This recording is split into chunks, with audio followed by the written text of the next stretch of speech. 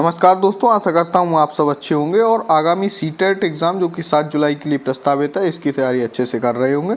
तो आज का वीडियो बहुत इंपॉर्टेंट होने वाला है, जिसमें हम जीन पियाजे, Lev Vygotsky, Kohlberg, E.L. Thorndike, Pavlov, Bandura, Bruner, B.F. Skinner, Kohler और हार्वर्ड गार्डनर से संबंधित इंपॉर्टेंट प्रश्नों को हल करेंगे। एक तरीके से ये रिवीजन वीडियो है। अगर आपको अच्छे से आता है तब भी ये वीडियो देख लीजिए, जिससे आपका रिवीजन हो जाएगा। नहीं आता है तब तो आपको देखना ही है, क्योंकि कम से कम इससे 10 नंबर आपके पक्के हो जाएंगे।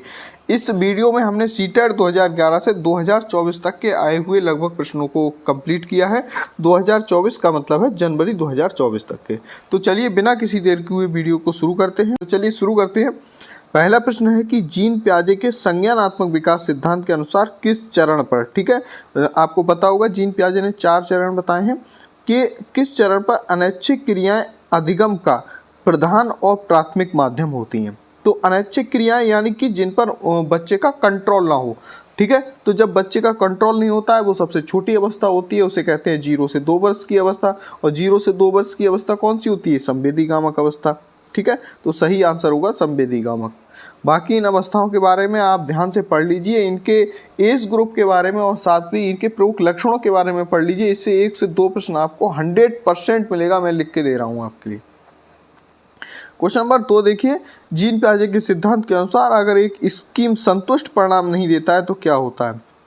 तो ध्यान रखिए, अगर एक स्कीम अगर संतुष्ट परिणाम नहीं देता है तो वहाँ पर असंतुलन होता है, ठीक है।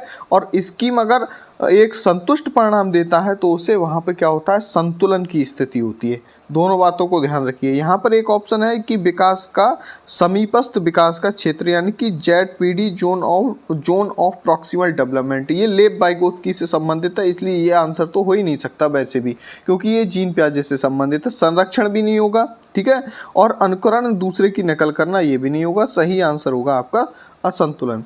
क्वेश्चन नंबर 3 देखिए, जीन पियाजे के संज्ञानात्मक विकास के अनुसार बच्चे किस अवस्था से वस्तु स्थायित्व समझना प्रारंभ कर देते हैं, ठीक है।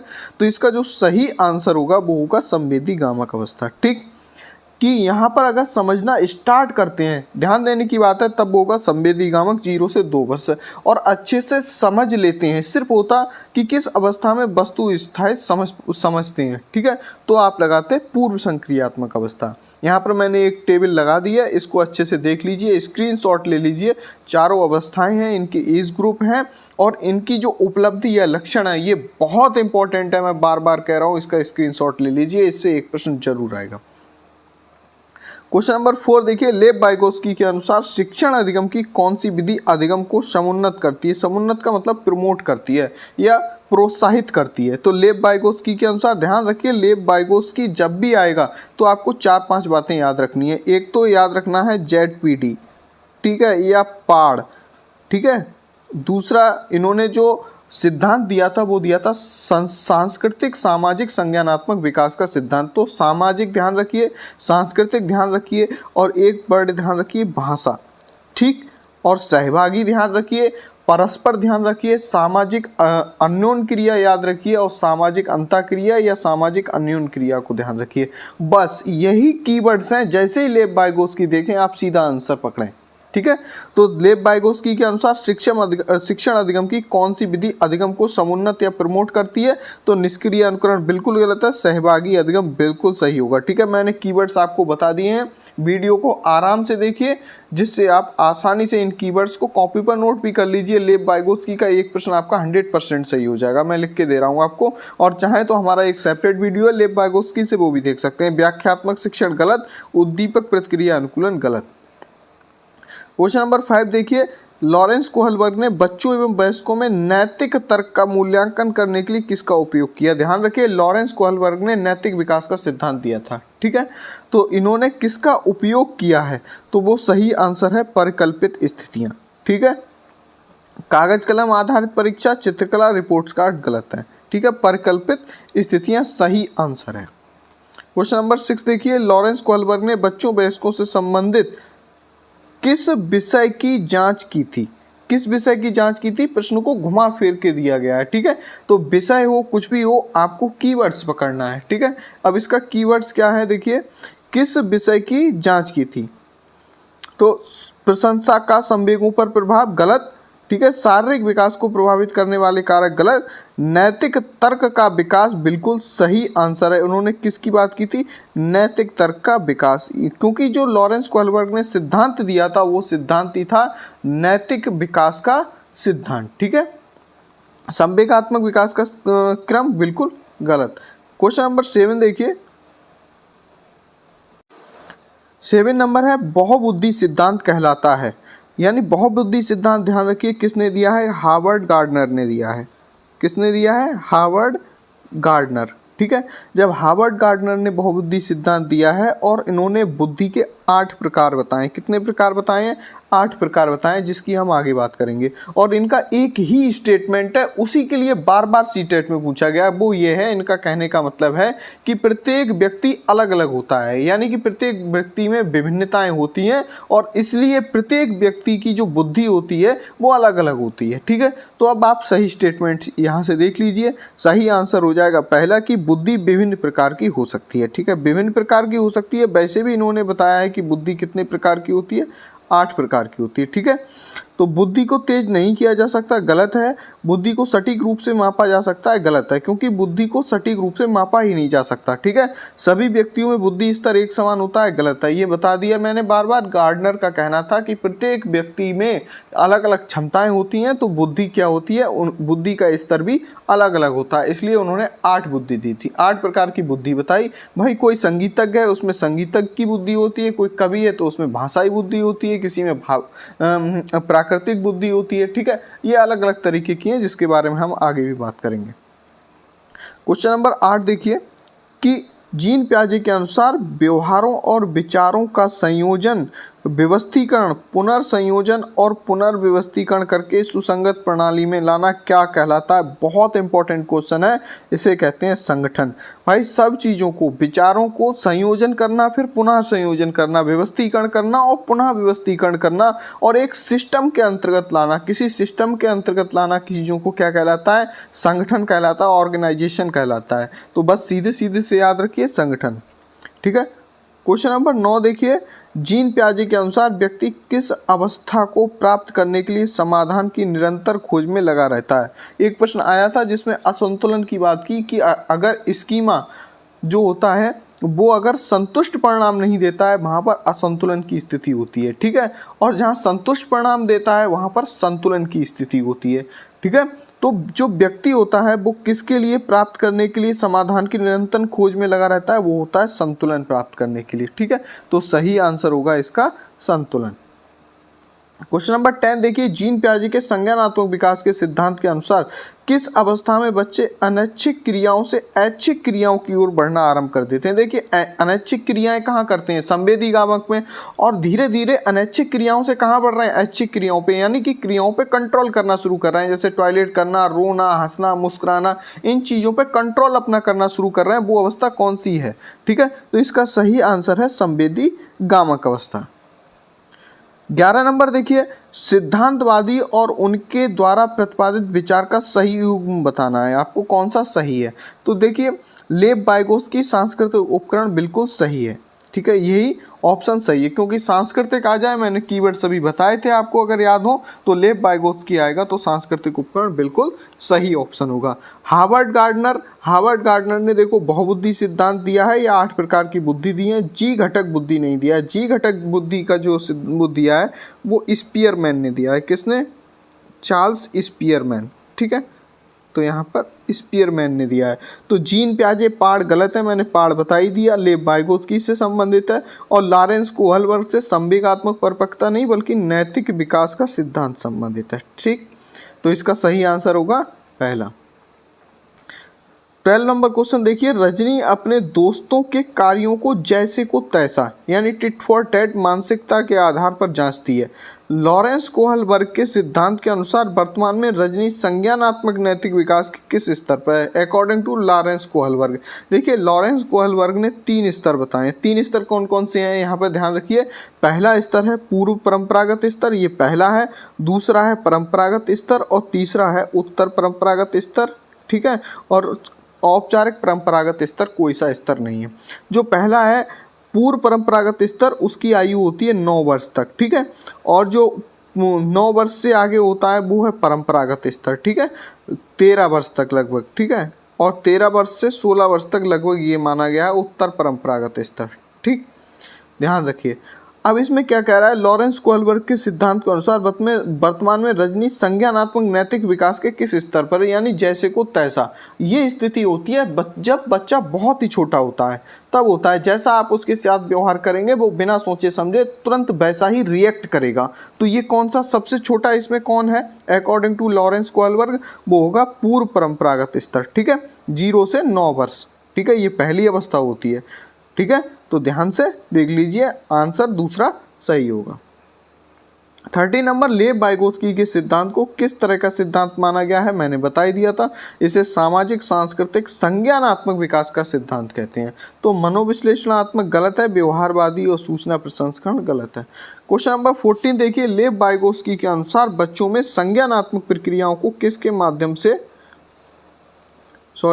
यहाँ पर प्रश्न देखिए, लेव वाइगोत्स्की के अनुसार बच्चों में संज्ञानात्मक प्रक्रियाओं को किसके माध्यम से सुगमता दी जाती है, ठीक है। तो संज्ञानात्मक प्रक्रियाएं हैं, यानी कि अकॉर्डिंग टू लेव वाइगोत्स्की ने कौन सा सिद्धांत दिया, सामाजिक सांस्कृतिक सिद्धांत, ठीक है। तो इसके अनुसार समाज में रहने के लिए सबसे ज़्यादा क्या जरूरी है, किसके माध्यम से सुगमता दी जाती है, वो सबसे ज़्यादा जरूरी है भाषा। भाई अगर समाज में रहना है तो सबसे ज़्यादा जरूरी क्या होगा, भाषा, वरना तो आप जंगल में भी रहते, ठीक है। तो सही आंसर क्या होगा, भाषा। नकारात्मक पुनर्बलन, प्रतियोगिता, आनुवांशिक विन्यास गलत है। क्वेश्चन नंबर 15 देखिए, हार्वर्ड गार्डनर ने बहुबुद्धि सिद्धांत में निम्न में से किस बुद्धि को शामिल नहीं किया है। ये प्रश्न बहुत इंपॉर्टेंट है यहाँ पर कि आपको एक बुद्धियाँ दे दी जाएंगी और आपको सिर्फ बताना होगा कौन सी बुद्धि शामिल नहीं है। मैंने बार बार बता दिया, हार्वर्ड गार्डनर ने 8 प्रकार की बुद्धि दी है। कौन कौन सी, भाषाई बुद्धि कवियों में होती है, ये भी ध्यान रखिए। सांगीतिक बुद्धि जो होती है म्यूजिशियन में होती है। स्थानिक बुद्धि उन लोगों में होती है जो एक बार कहीं जाते हैं और उनके मन मस्तिष्क में उस जगह का मानचित्र बस जाता है। अंतरावैयक्तिक बुद्धि, ठीक है, और ठीक है, और ये गणितीय तार्किक बुद्धि जो मैथमेटिक्स होते हैं। क्रियात्मक दैहिक क्रियात्मक बुद्धि, अंतर्वैयक्तिक बुद्धि ये होती है दूसरों की भावनाओं को समझना पहचानना, और एक होती है प्राकृतिक बुद्धि। इन 8 प्रकार की बुद्धियों को आप एक बार देख लीजिए, 2 बार देख लीजिए। तो देखिए इसमें प्राकृतिक बुद्धि भी शामिल है, स्थानिक बुद्धि भी शामिल है, अंतर्वैयक्तिक भी शामिल है। क्या नहीं शामिल है, बोधन बुद्धि, ठीक है। कभी कभी बोधन बुद्धि की जगह भावात्मक बुद्धि दे देता है वो, इस तरीके का भी प्रश्न आया है। तो आपको ध्यान रखना है कौन सी बुद्धि शामिल नहीं है, ठीक है। तो इसका सही ऑप्शन होगा तीसरा। क्वेश्चन नंबर नेक्स्ट है 16 नंबर, हार्वर्ड गार्डनर के अनुसार एक अच्छा कवि और लेखक होने के लिए व्यक्ति में किस प्रकार की बुद्धि होनी चाहिए। अंतःवैयक्तिक गलत है, सही आंसर है भाषाई बुद्धि, ठीक है। और शारीरिक गति संवेदी ये खिलाड़ियों में होती है या जो डांसर्स होते हैं उनमें होती है। दिशाई बुद्धि गलत है, तो सही आंसर होगा दूसरा। क्वेश्चन नंबर 17 देखिए, निम्नलिखित में से किस सिद्धांत को पुनर्बलन का सिद्धांत भी कहते हैं। बहुत इंपॉर्टेंट क्वेश्चन है, किसे पुनर्बलन सिद्धांत कहते हैं, ठीक है। तो इसका सही आंसर है क्रिया प्रसूत अनुबंधन के सिद्धांत को क्या कहते हैं, क्रिया प्रसूत अनुबंधन के सिद्धांत को थ्योरी ऑफ रेनफोर्समेंट यानी कि पुनर्बलन सिद्धांत कहते हैं, जो कि BF स्किनर ने दिया था। तो उद्दीपक अनुक्रिया, शास्त्रीय, क्लासिकल अनुबंधन सिद्धांत या सूज का सिद्धांत गलत है, सही आंसर होगा तीसरा। क्वेश्चन नंबर 18 देखिए, निम्नलिखित में से किसने अधिगम सिद्धांत का प्रतिपादन नहीं किया। यानी किसने अधिगम मतलब सीखने, किसने इसमें से सीखने का सिद्धांत नहीं दिया। तो स्किनर ने भी सीखने के सिद्धांत दिए थे। प्रश्न बहुत सारे लाए लेकिन फिर भी हम कंफ्यूज हो जाते हैं उस टाइम, ठीक है। कोहलर ने भी दिया है, थॉर्नडाइक ने भी दिया है, BS ब्लूम ने नहीं दिया है। तो सही आंसर क्या हो जाएगा, चौथा जिसने नहीं दिया।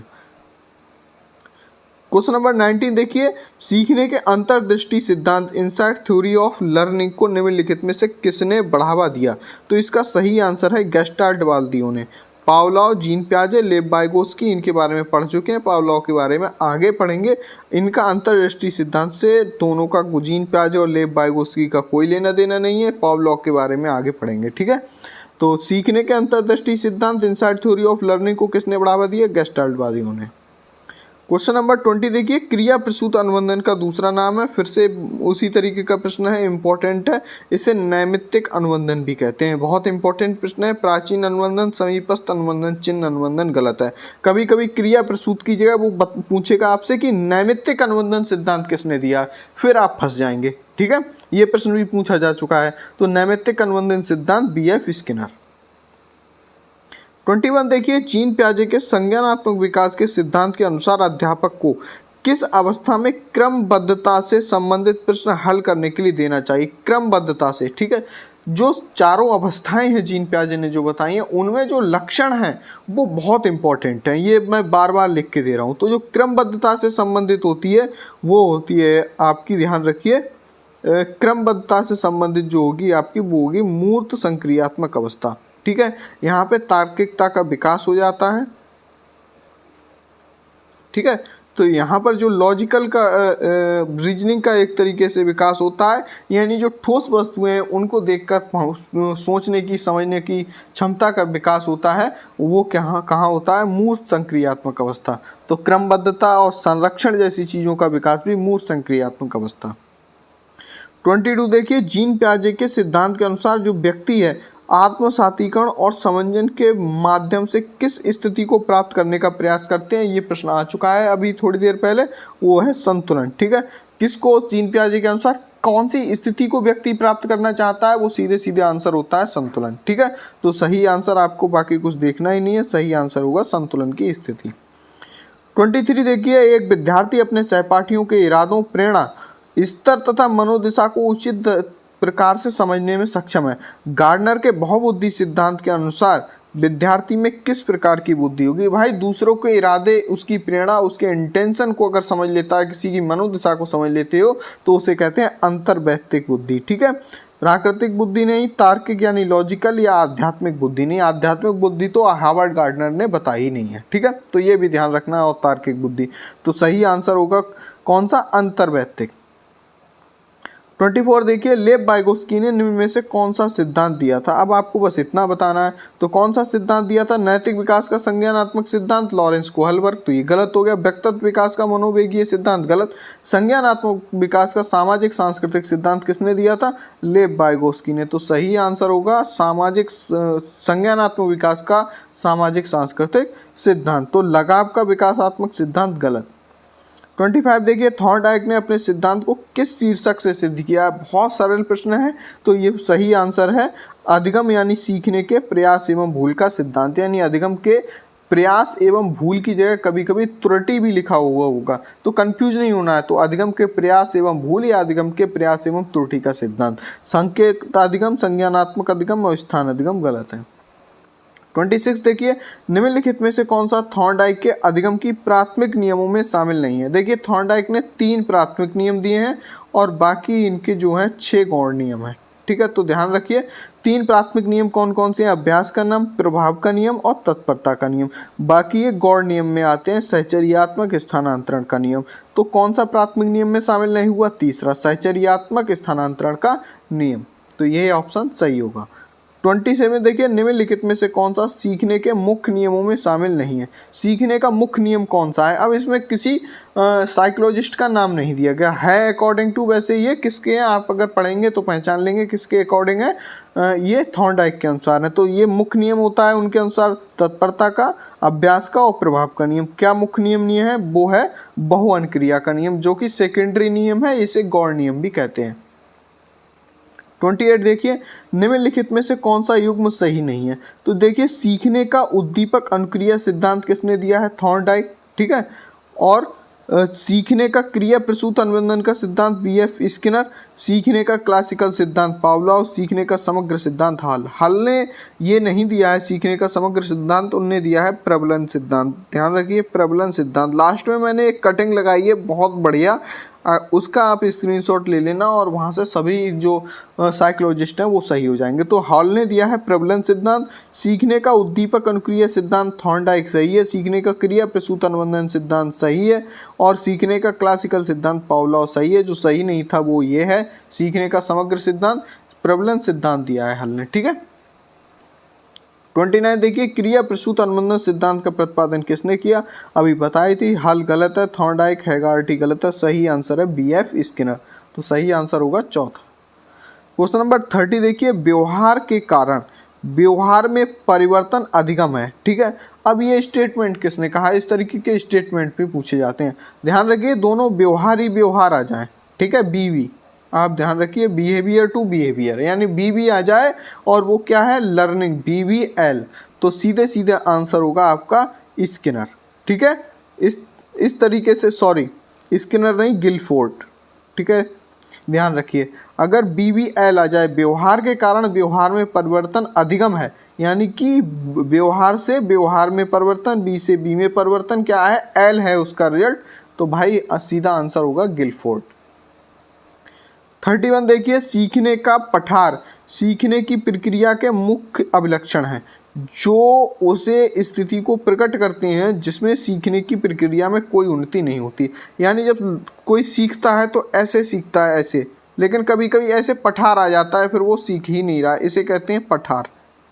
ठीक है, जब सीखने की वह स्थिति जहाँ पठार आ जाता है और वहाँ ऐसा लगता है कि बच्चा कुछ सीख ही नहीं रहा है, यानी कुछ उसकी प्रोग्रेस, उन्नति नहीं हो रही है, ये कथन किसका है? ठीक है, ये आपको बताना है। तो इसका जो सही आंसर है वो है रॉस का। 32 देखिए, सीखना व्यवहार में उत्तरोत्तर सामंजस्य की प्रक्रिया है। जो सीखना है, लर्निंग, समाज में व्यवहार में, सॉरी, उत्तरोत्तर सामंजस्य की प्रक्रिया है। ये कथन किसका है? बहुत इंपॉर्टेंट है, ये है स्किनर का कथन। ठीक है, सीखना व्यवहार में क्या है? उत्तरोत्तर सामंजस्य की प्रक्रिया है। 33 देखिए, जो संबंध स्किनर का चूहों से, थॉर्नडाइक का बिल्लियों से, भाई कोहलर का किससे है? अब सीधा सीधा आपको बताना है किसने किस पर प्रयोग किया था अपने, ठीक है, अपने जो लॉ हैं उनको सिद्ध करने के लिए। तो स्किनर ने चूहों पे किया था, आपको पता होगा, थॉर्नडाइक ने बिल्लियों पे किया था। ठीक है, कोहलर ने हमेशा बनमानस पे किया था, और एक और रह गए पावलॉव। तो पावलॉव ने किस पे किया था? कुत्ता। तो बस इतना आपको ध्यान रखना है। इनसे भी एक प्रश्न कभी कभी बहुत सिंपल सा आ जाता है। तो देखो यहाँ पे पूछा है कोहलर, तो कोहलर क्या होगा? बनमानुस।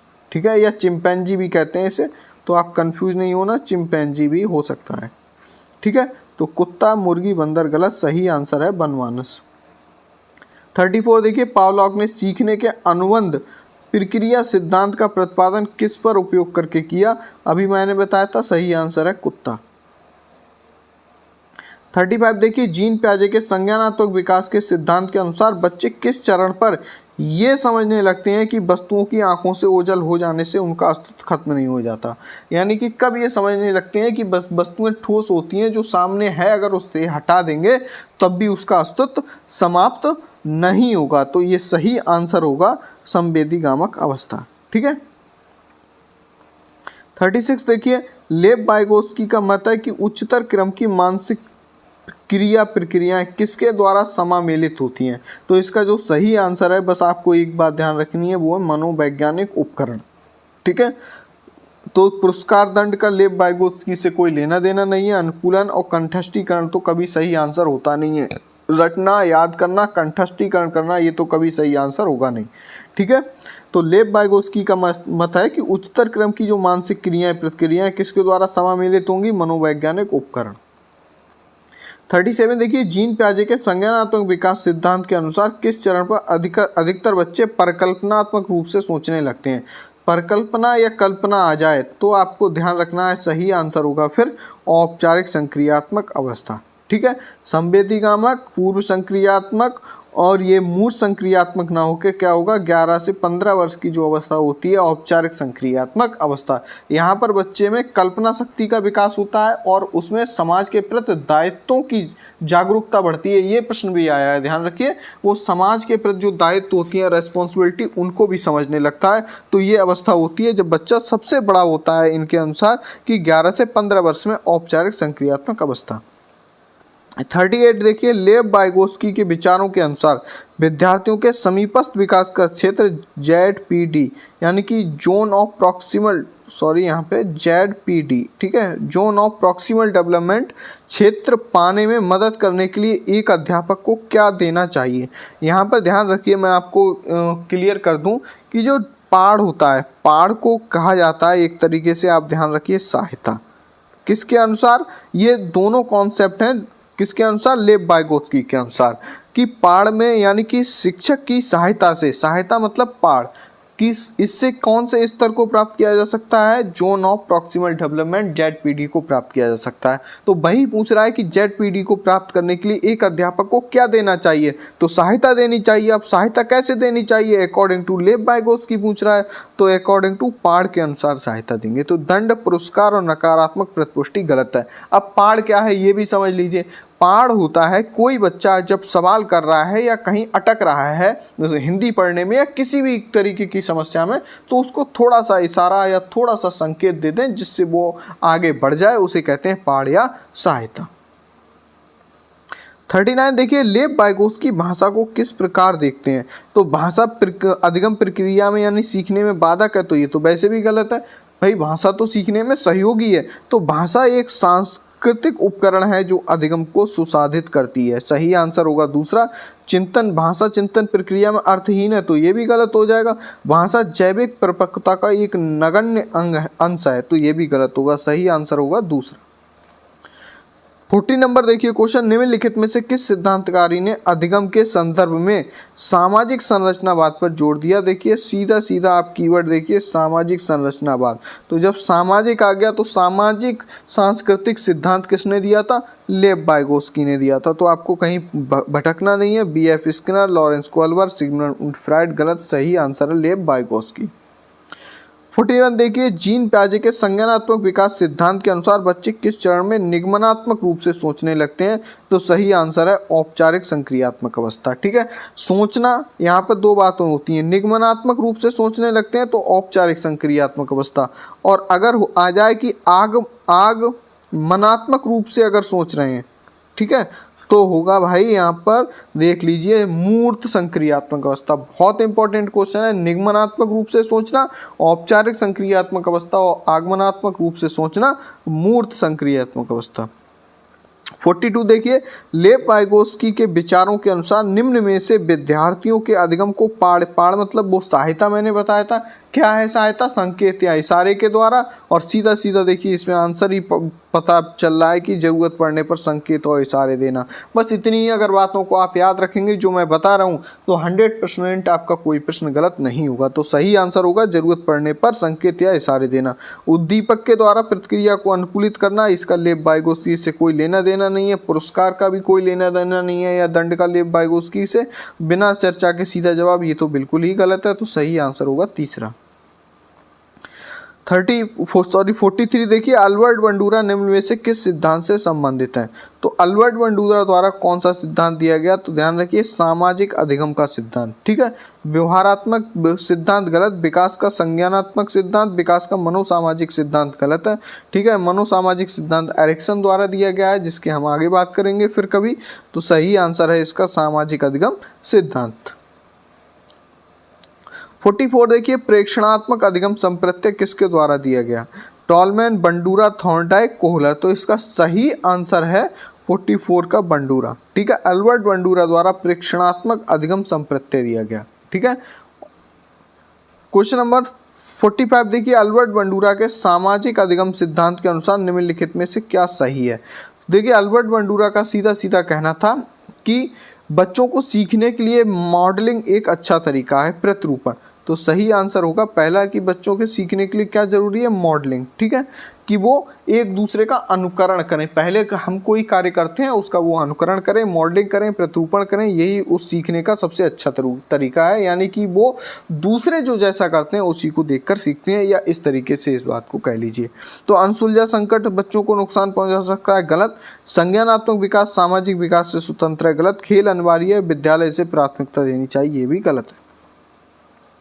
46 देखिए, कोहलर निम्न में से किससे संबंधित है? अप्रेरणा का सिद्धांत, विकास का, व्यक्तित्व का, अधिगम का है। यहाँ पर बच्चा फंस जाता है। सवाल बहुत सिंपल है, कभी विकास पे पहुंच जाएगा, कभी अप्रेरणा पे, कभी व्यक्तित्व पे कोई। ठीक है, तो सही आंसर है चूंकि अधिगम का सिद्धांत। एक प्रश्न भी था जिसमें B.S. ब्लूम का नाम आया था। ठीक है, वो किससे संबंधित नहीं थे? अधिगम सिद्धांत से संबंधित नहीं थे। ठीक है, तो कोहलर किससे संबंधित थे? उसमें अधिगम सिद्धांत से संबंधित थे। बाकी ये सारे गलत हैं। 47 देखिए, अंतर्दृष्टि या सूझ द्वारा सीखने के सिद्धांत में कोहलर ने किस पर प्रयोग किया, ये बता ही दिया था, बनमानस पर प्रयोग किया था। 48 देखिए, कोहलर ये सिद्ध करना चाहता था कि सीखना क्या है, तो सीखना एक स्वायत्त रैंडम यादृच्छिक क्रिया है। ध्यान रखिए, कोहलर ये सिद्ध करना चाहता था जो सीखना है वो स्वायत्त यादृच्छिक क्रिया, ऐसी स्थिति जिसमें व्यक्ति पशु से श्रेष्ठ है गलत, संज्ञानात्मक संकार्य है गलत, परिस्थिति के विभिन्न अंगों का प्रत्यक्षीकरण है गलत। 49 है, अभिक्रमायोजित अधिगम का संप्रत्यय किसने दिया था, हल, थॉर्नडाइक, स्किनर, वाटसन। तो इसका जो सही आंसर है वो है स्किनर। ध्यान रखिए, बीएफ स्किनर ने ही अभिक्रमायोजित अधिगम का संप्रत्यय को दिया था। क्वेश्चन नंबर 50 है, ब्रूनर का सिद्धांत किससे संबंधित है, तो इसका सही आंसर है संज्ञानात्मक अधिगम सिद्धांत। ठीक है, एक ही इंपॉर्टेंट कटिंग है, इसका आप चाहे स्क्रीनशॉट ले लीजिए या आप हमारे टेलीग्राम चैनल को ज्वाइन कर लीजिए, वहाँ से ये मिल जाएगी, वहाँ से देख लीजिए। मैं बता दे रहा हूँ, पावलोव ने कौन सा सिद्धांत दिया था, क्लासिकल अनुबंधन सिद्धांत दिया था, और इसके मुख्य घटक हैं अनुबंधन का सिद्धांत या पुनर्बलन का सिद्धांत। तो किस पर प्रयोग किया, कुत्ता पर। थॉर्नडाइक ने प्रयास और त्रुटि का सिद्धांत यानी कि अधिगम के प्रयास एवं त्रुटि का सिद्धांत दिया। और मुख्य इनके नियम कौन से हैं, तत्परता का नियम, प्रभाव का नियम, अभ्यास का नियम। प्रयोग इन्होंने किस पे किया था, बिल्ली पर। हल ने किसका सिद्धांत दिया, प्रणोद न्यूनीकरण सिद्धांत या प्रबलन सिद्धांत कहते हैं। इसमें क्या था, आवश्यकता में कमी या सीखने का पुनर्बलन सिद्धांत। इन्होंने भी चूहे पर प्रयोग किया था, ध्यान रखना है। स्किनर ने क्रिया प्रसूत अनुबंधन या ध्यान रखिए नैमित्तिक अनुबंधन आया था, नैमित्तिक अनुबंधन का सिद्धांत दिया, इन्होंने चूहे पर प्रयोग किया था। और कुछ कीवर्ड्स हैं या घटक हैं, यहीं से प्रश्न आपको सही हो जाएगा। संरूपण आए, विलोपन आए, सहज पुनः प्राप्ति आए और पुनर्बलन। पुनर्बलन अगर शब्द आए तो आप सीधे कहाँ पहुँचेंगे, स्किनर पे। ठीक है, तो इस टेबल को अच्छे से देख लीजिए। कोहलर ने क्या दिया था, सीखने का गैस्टाल अंतर्दृष्टि सिद्धांत। ठीक है, तो प्रैग्नाज का सिद्धांत इससे संबंधित है और संपूर्णता का नियम संबंधित है। ठीक है, इन्होंने बनमानस पर इन्होंने सबसे ज़्यादा जो प्रयोग किया था, बनमानस या चिंपैंजी पर प्रयोग किया था। प्याजे सीखने का संज्ञानात्मक सिद्धांत दिया था। अब यहाँ पर कीवर्ड्स पकड़ लीजिए, अगर ये कीवर्ड्स आए तो समझ लीजिए जीन प्याजे होंगे। कौन सा, अनुकूलन, संतुलन, संरक्षण, संज्ञानात्मक संरचना, मानसिक क्रिया यानी कि मेंटल ऑपरेशन एमओ आए तब भी क्या होगा, जीन प्याजे। स्कीम्स या स्कीमा आए या विकेंद्रण आए तो समझ लीजिए अगर ये कीवर्ड्स आ रहे हैं तो कौन होगा, जीन प्याजे। ठीक है, और वाइगोत्स्की सीखने का संज्ञानात्मक सिद्धांत जिसे कहते हैं सामाजिक सांस्कृतिक सिद्धांत और सीधा सीधा सामाजिक सांस्कृतिक सिद्धांत। आशा करता हूँ वीडियो आपको अच्छा लगा होगा। अच्छा लगा हो तो अपने दोस्तों के साथ जरूर शेयर करें और आपके पास कोई समस्या हो तो हमें कमेंट करें, हम उनका जवाब जरूर देंगे। तो मिलते हैं नेक्स्ट वीडियो में, तब तक के लिए जय हिंद, वंदे मातरम।